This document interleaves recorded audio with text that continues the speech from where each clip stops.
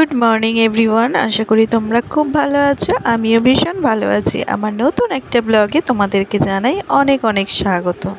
আজ মঙ্গলবার সারাটা দিন কি করছি না করছি সবটাই তোমাদের সাথে শেয়ার করতে থাকবো। তো পুরো ভিডিওটা দেখতে থাকো, আশা করি ভালো লাগবে। সকাল থেকে প্রায় অনেক কাজকর্মই হয়ে গেছে। বোজোর আজকে স্কুল আছে, ওকে স্কুলে দিয়ে আসবো, তাই আমিও রেডি হয়ে নিয়েছি, বোজোকেও রেডি করিয়ে দিয়েছি। আর তার আগে যে কাজকর্ম সেগুলো তো সব সেরে ফেলেছি। আর এই দেখো, বোজোকে নিয়ে একদম বেরিয়ে গেছি। আর ওয়েদার তো খুবই ভালো আছে, কোনো অসুবিধা নেই। আবার জানি না কবে আবার ওয়েদার খারাপ হবে। এখন তো ওয়েদার ভালো আছে, রাস্তাঘাটে বেরোনোর অন্তত একটু সুবিধা। আর এই যে চলে এসেছি বোজোর স্কুলের রাস্তায়। চারিদিকে শুধু গাছ আর গাছ, সবই সুন্দর, বেশ একদম সুন্দর প্রাকৃতিক পরিবেশের মধ্যে স্কুলটা। কিন্তু রাস্তাটা অত্যন্ত খারাপ, মানে কি বলবো, আর কবে যে এটা ঠিক হবে জানি না।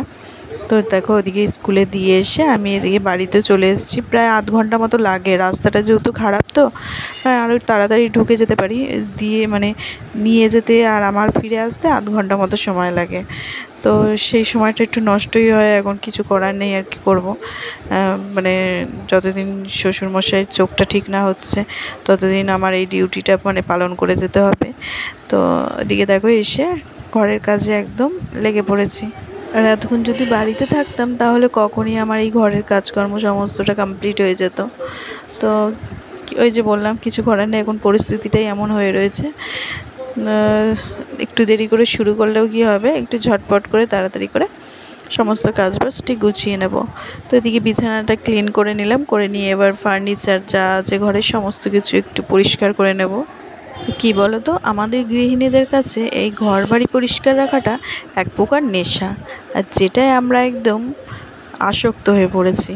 তো কিছু করার নেই, মানে এমনই হয় যে ঘর বাড়ির সমস্ত জিনিসপত্র পরিষ্কার পরিচ্ছন্ন থাকলে মাইন্ডটাও বেশ ভালো থাকে।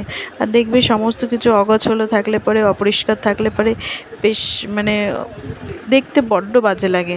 তাই জন্য সমস্তটা চেষ্টা করি পরিষ্কার করে রাখার। তো সেই মতো নেচে একদম জোর কদমে কাজে লেগে পড়েছি। আর সকাল থেকে যতই দেরি হয়ে যাক আর যাই হয়ে যাক, এই কাজগুলো একদম ফেলে রাখতে পারি না। এগুলোকে করে রাখলে পরে না মাইন্ডটা, বললাম না, পজিটিভিটি কাজ করে আর কি। তো সেই জন্য যতই দেরি হোক আর যাই হোক না কেন, আর সকালের দিকেই আমি এই কাজগুলো সেরে ফেলার চেষ্টা করি। বেলার দিকে আমার খুব একটা হয় না। রান্নাঘরে একবার যদি ঢুকে যাই না, সেই রান্নাবান্না করে তারপরে সবাইকে খেতে দেয়, এইসব ব্যাপারগুলো আছে, তো এক এক করে হয়ে ওঠে না। আর তাই জন্য আমি সকালের দিকে চেষ্টা করি সমস্ত এইসব গোছানোর কাজ, পরিষ্কার করার কাজ একদম গুছিয়ে নিতে, যাতে বেলাতে আর এইসবের দিকে একদম হাতই না দিতে হয়।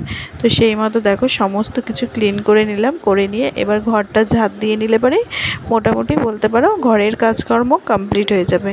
তারপরে রান্না বান্না সমস্ত কিছু তো আছেই, খেতে দেয়া, সারাদিন গৃহবধূদের যা সব কাজকর্ম সেগুলো তো রুটিন মাফিক প্রতিদিন করে যেতে হয়, সেটা থেকে তো আর বিরতি পাওয়ার নেই।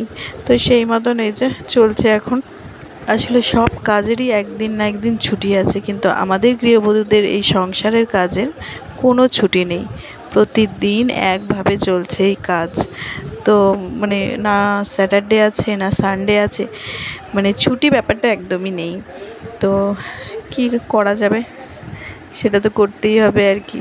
ওই যে আমরা একদমই সংসারটাকে খুবই ভালোবেসে ফেলেছি আর কি, আষ্টে পৃষ্ঠে বেঁধে রাখার চেষ্টা করি, তাই জন্য এটার পেছনে সবসময় ছুটতে থাকি। আর এদিকে দেখো, বললাম না ওয়েদারটা আজকে দারুণ রয়েছে, একদম ঝাঁ চকচকে ওয়েদার। আর এদিকে জামা কাপড়গুলো সমস্ত কিছু কেচে কুচে চলে আসলাম মেলতে। আর বেশিক্ষণ শুকোতেও লাগবে না, যা রোদ রয়েছে কিছুক্ষণের মধ্যে শুকিয়েও কালার জ্বলে যাওয়ার মতন অবস্থা। তো যাই হোক, জামা কাপড়গুলো সমস্ত দিকে মেলে দিয়ে চলে আসলাম ঘরে। আগের দিন তো এই বেড কভার, বালিশের কভার এগুলো সব কেচে দিয়েছি, তো কিছুই আর পরানো হয়নি। তো সেই জন্য ভাবলাম না, যে সকালবেলা যখন ঘরটা গুছোতে এসেছি এগুলো সমস্ত কিছু মানে গুছিয়ে রাখি আর কি, নয়তো বেডটা দেখতেও কেমন লাগছে। সেই জন্য এই যে বালিশের কভারগুলো সমস্ত পরিয়ে বেড কভারটা পেতে সমস্ত কিছু গুছিয়ে নেব। আর গরমটা কিন্তু সেই লেভেলে পড়েছে, বৃষ্টি যেই বন্ধ হয় মানে গরম যে কোথা দিয়ে আসে কিছুই বোঝা যায় না, এত পরিমাণ ঘাম হচ্ছে আর গরমে কষ্টও হচ্ছে। আর যা গরম পড়েছে মনে হচ্ছে আবার 2-1 দিনের মধ্যে জোর বৃষ্টি নামবে। আর টিভিতে তো দেখাচ্ছি বৃহস্পতিবার থেকে নাকি আবারও বৃষ্টি নামবে। তো ওই সেই মানে প্যাচপ্যাচানি আবার শুরু হবে, জামা কাপড় শুকোনোর প্রবলেম, রাস্তাঘাটে বেরোনোর প্রবলেম। বিশেষ করে ওই বোজোর স্কুলের রাস্তাটা এত বেশি বাজে, মানে ওইখানটাই আমার একদম ভালো লাগে না যেতে, বর্ষাকালে এত কষ্ট হয়। তো কি করব, আর কিছু করার নেই, সব পরিস্থিতি মানিয়ে নিয়ে চলতে হয়, সেই মানিয়ে নিয়ে চলছি আর কি। তো এদিকে দেখো তোমাদের সাথে গল্প করতে করতে বেড কভারটাও পরিয়ে নিলাম, বালিশের কভারগুলোও পরিয়ে নিলাম। এবার বেডটা দেখতে বেশ ভালো লাগছে, নয়তো যেন কেমন লাগছিল। তো যাই হোক, দেখো এবার ঘরটা ঝাড় দিয়ে নিলে পরেই ব্যাস কাজ কমপ্লিট, মানে ঘর গোছানোর কাজ বাস। তারপরে তো রান্নাবান্না এইসব তো রয়েছেই। আর দেখো এদিকে বলতে বলতে রান্নাঘরে কাজ শুরু হয়ে গেছে। তো থোরটাকে কেটে রেখে নুন হলুদ মাখিয়ে রেখেছিলাম, এখন থোরটা বসিয়ে দিলাম, থোর ভাজা করব। এই থোরটা না আগের দিন এক কাকিমা এসেছিল, তো দিয়েছে। কিছু কিছু জিনিস হয় না, সেই বাড়িতে গাছে হলে পরে আশেপাশের মানুষজনকে দেয়, তো সেই মতনই আর কি।